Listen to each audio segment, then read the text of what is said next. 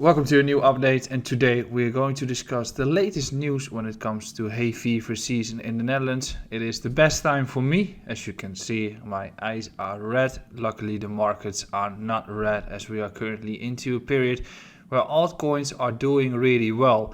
We're not covering altcoins in this update. We're going to focus on Bitcoin, and Bitcoin has been relatively calm despite a slight correction over the past few days. And there's not much news to discuss, but we are still going to cover a few important topics. But before we continue, make sure to hit the like button, subscribe to this YouTube channel. On Tuesday, we're doing a Bitcoin update. On Thursday, we're doing a macro news update. And on Saturday, we do altcoin updates, in which we are also doing the altcoin challenge from 1K to 10K. And the altcoin portfolio is doing really well, so make sure to follow that on our YouTube channel. If you want to stay tuned on everything that we do, also make sure to whitelist you for the course. There's a course level 1 coming up in approximately 2 months from now. It's going to be sick, so make sure to whitelist yourself. And also we've got a public Discord where you can get with other traders and talk about the market share charts, ask stuff towards me and the team and more. So today it's Bitcoin update day, and we've got a few important charts for you to discuss, but we also have a few important news events which I'd like to share with you, and that's what we're going to do next. So the first important news event that I would like to discuss is not really a big one, because the past period it has all been about Ethereum, and Ethereum Shanghai upgrade is actually pushing the market. But this one, which is a video from Hillary Clinton, is an important one to watch, because it shows you what the US government and all those people are actually stating about Bitcoin or thinking about Bitcoin at this point. And it got many underlying arguments and also undermining opinions in it. So here we go with the video. Core area that I hope nation states start paying greater attention to is the rise of cryptocurrency.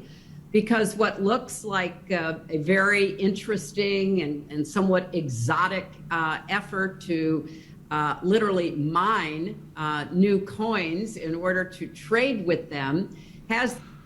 You should replace this with printing new fiat, and in order to buy banks with it or to trade with other countries with it. And also what you see is that the potential for undermining currencies for... Which is what the tweet is also saying, which is said, you mean like you did to Iraq, Libya, Syria, Bahrain and more countries?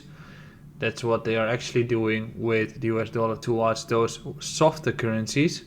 So what Bitcoin tries to do to the US dollar is just to give everyone an option to use a currency which they like and nobody can ban from them.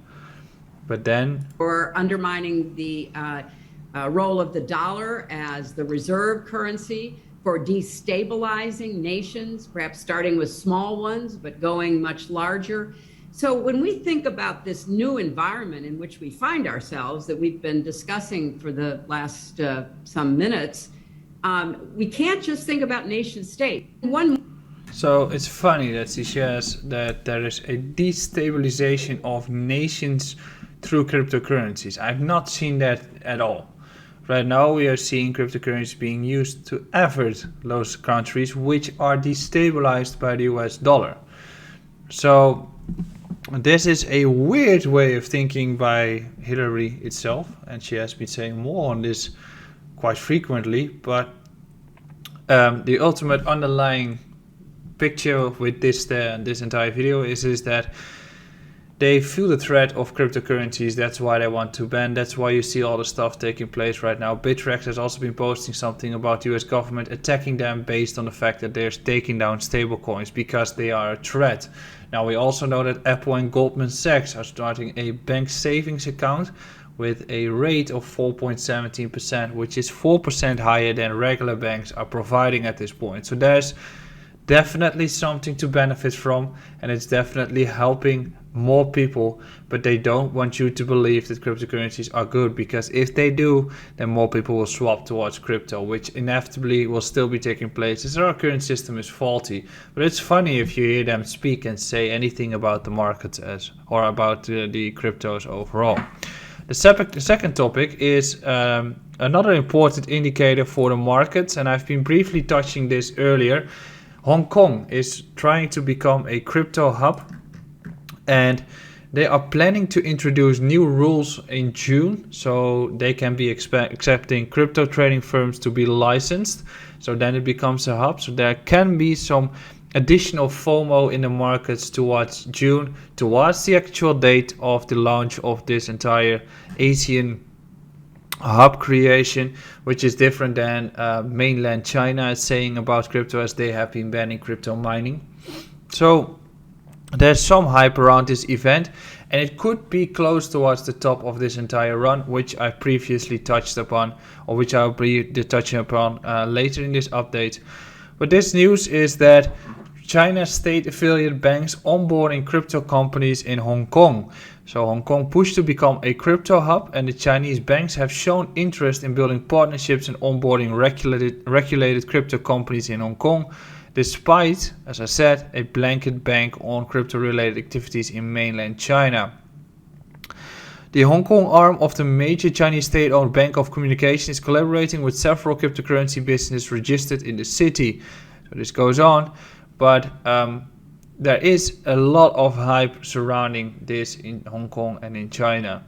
So what are they going to do? These banks will serve as settlement banks to enable token deposits at authorized exchanges to be withdrawn in Hong Kong dollars, being an on-ramp and off-ramp solution, Chinese yuan, and US dollars.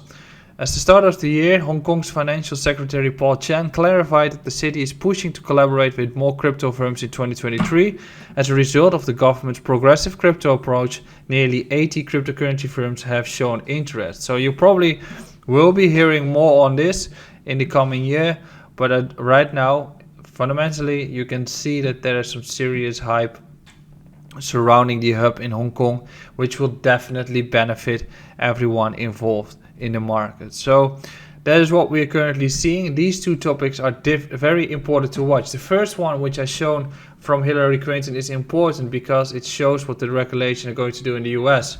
Then the other one is Hong Kong, which is progressive, and that is also regulations, but it's suiting the market and helping the crypto markets going to be benefiting from this entirely.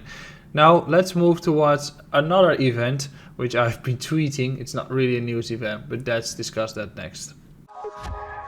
The next topic I'd like to discuss with you is not really a news event, but it is something that I've tweeted earlier and got some rumors, got some comments as well. And usually when you tweet something that gets a ton of comments, it is probably a topic that is touching a lot of people.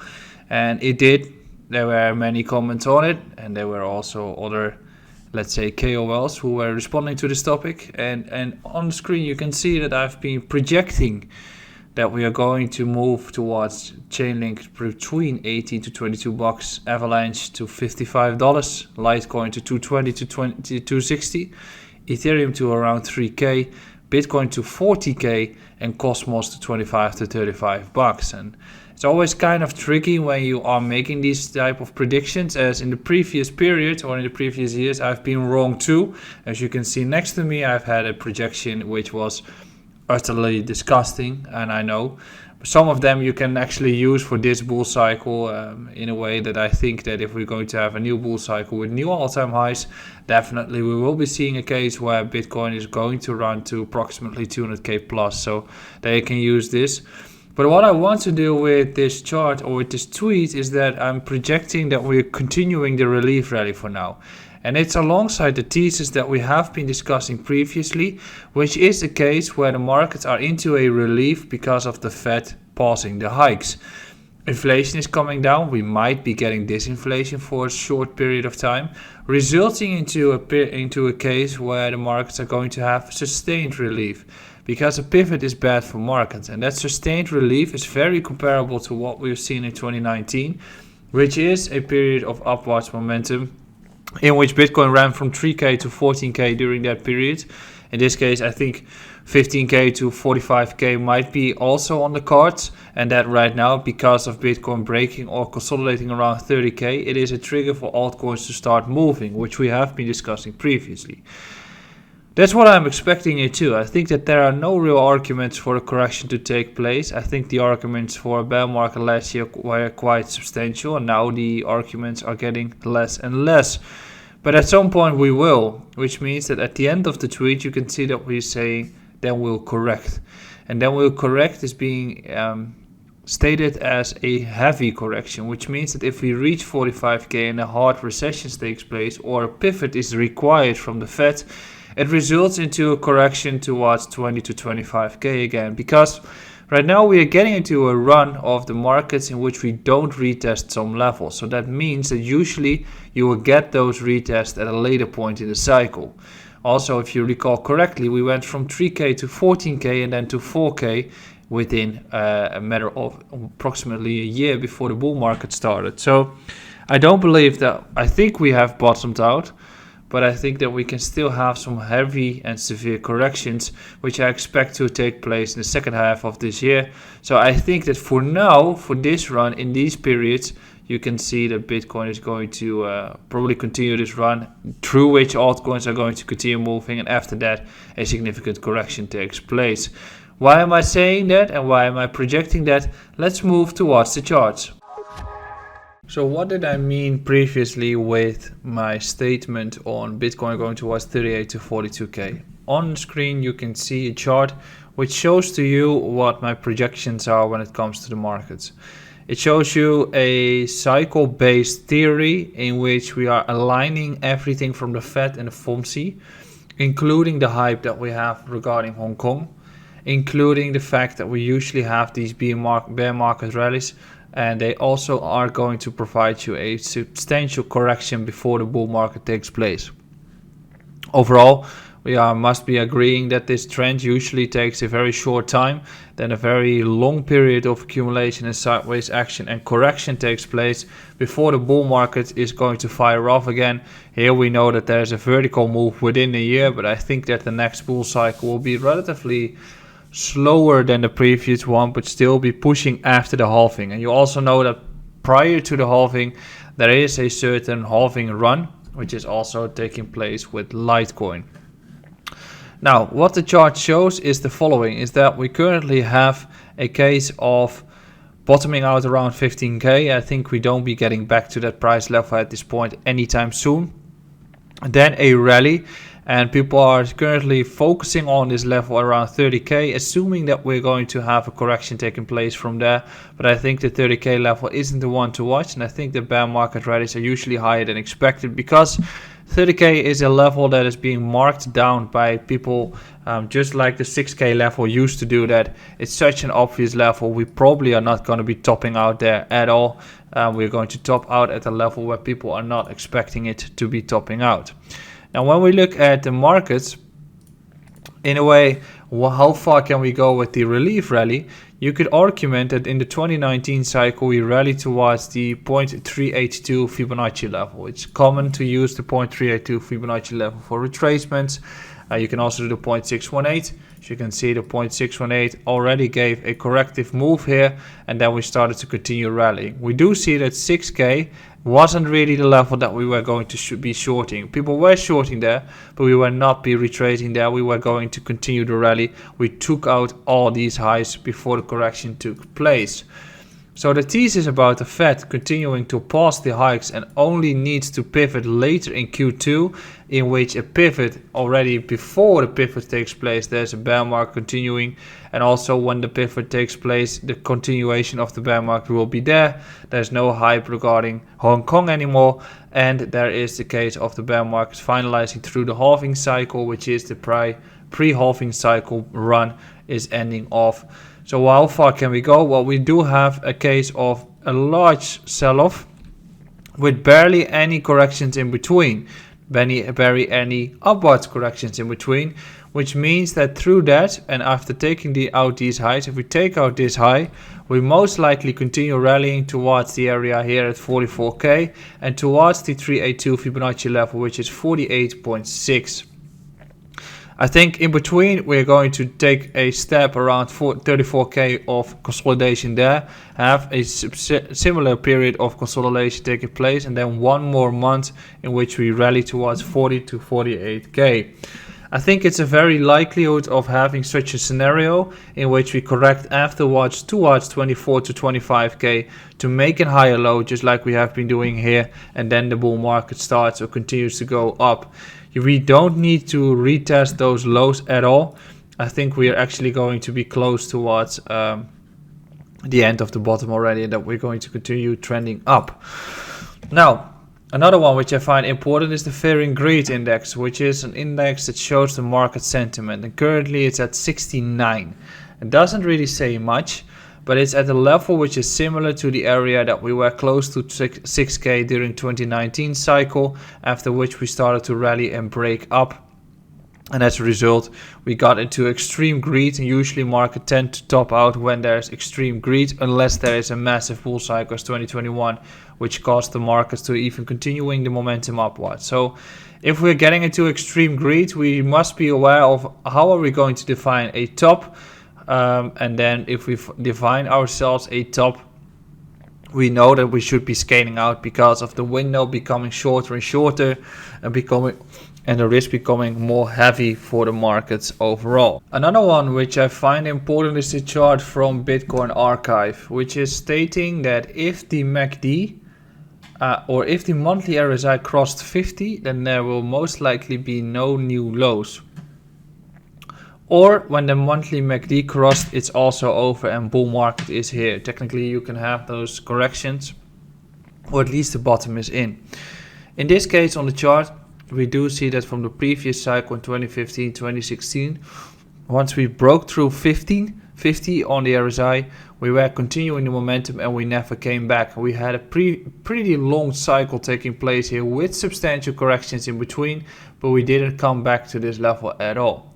That is a scenario that we could be seeing here too, that we are into a bull cycle, have a rally, then have a substantial correction, because these charts here are also showing 30 to 40% corrections, usually always in the second half of the year, and then we start to fire off into next year and have a bull period there. That is a likelihood.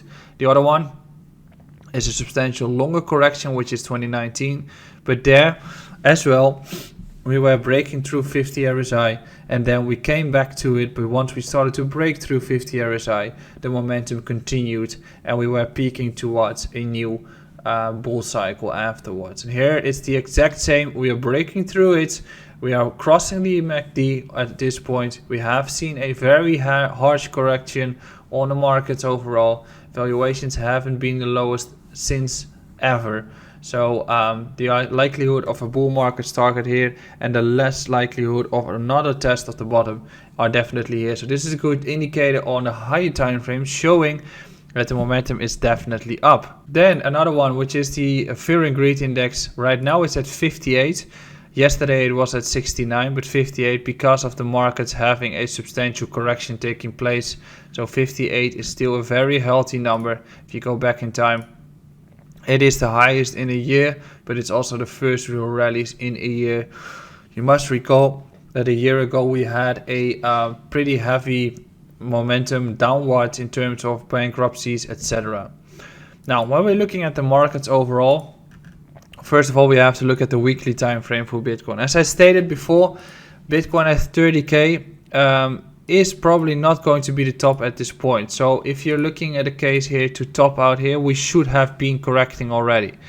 Of course, if we break beneath 28k or so, that is going to be a trigger for markets to actually start going into a pretty heavy correction towards here. If it does not do that, we probably continue. So then we are going to aim for higher, and then we're looking at a case of 40k, and we're looking at a case of 47k. Somewhere here we most likely are going to top out, and that means that until then altcoins will do really well. What do we need to look at even more? We need to look at the DXY. We have been stating this quite often. If the DXY starts to turn around, we must be aware of a potential correction taking place in the market. But right now the DXY is doing pretty much fine, which means that we continue the momentum on the risk on assets. DXY bounced up, Bitcoin corrected, which we'll discuss in a little bit, and now we're just consolidating. I think that we're going to take out the low, and from there we continue to move towards the area at 88 points. or potentially we're going to move towards 95 points in the DXY index overall. What do we need to watch as well? We need to watch the indices.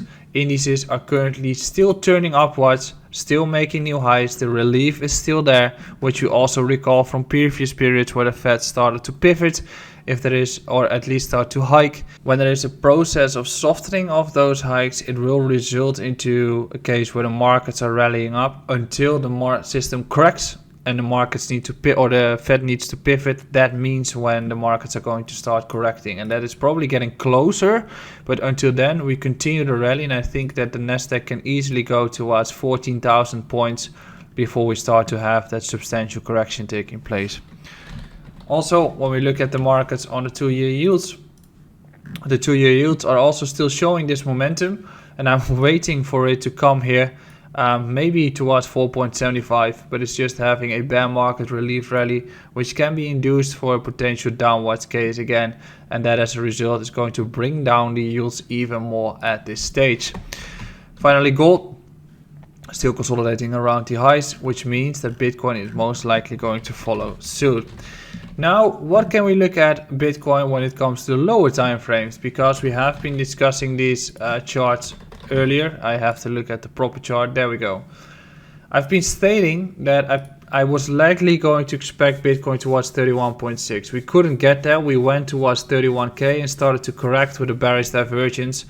But I also mentioned a few important other ones. People really wanted to buy at 25k, but you can see that the buy pressure keeps on going upwards for Bitcoin, which means that every swift correction is getting bought up and the price continues to accelerate. The same can be said about the level 28.5. You don't want the price to come back to 28.5, because when it does, it usually shoots through it and we go towards the lower boundaries here, or we don't get there and we start to reverse quite fast and then FOMO kicks in again. That's why you are looking at lower levels or from lower time frames, in which case 29.3 was an important one, which is a sweep of the low. So we've got this support here at 29.7. We've got a bearish retest here at 30.5. We got this nosedive, as here we start to lose the low based on some news. And here we had the news from China, GDP coming in, resulting into the markets bouncing back up. But this entire block is an important one. We got there, we made a bullish divergence on the 1 hour time frame, and right now we are looking at a case where we most likely are going to flip 29.7, potentially get a test at 29.5 and continue moving. We are back in the range, so this is most likely deviation, and we can start attacking the highs at 31k, at 31.2, have a little bit more of chop like we have been seeing here, and then we start to break out. What does it mean for your position sizing or positioning at this point? If you're an investor, I think the DCA plan is still great. If you're trading altcoins and Bitcoin, I think altcoins are right now the game until Bitcoin starts to make this move, because the actual resistance can be found here at 32k. If that is cracking, we can expect Bitcoin to rally towards 39 to 42k within a few weeks. Until then, we're probably going to chop around. Probably for the next 3 to 4 weeks, we will be going sideways before we start to break to the upside. That means that on the lower ranges over here, you want to buy. Your invalidation is definitely beneath 28.5 and 27.6, because then the uptrend is gone, and you're going to be waiting. And once we get into these highs, that's when you can start discussing a potential case of shorting. But until then, I don't believe you need to. Thanks for watching to my update of Bitcoin. I hope you have enjoyed this longer update. On Thursday I'll be back with a macroeconomic update, and on Saturday we do the altcoin one. Make sure to subscribe to this YouTube channel. Also check out the other channels on Twitter and Instagram. Join our public Discord and whitelist yourself for the course. I'll be back on Thursday. Ciao!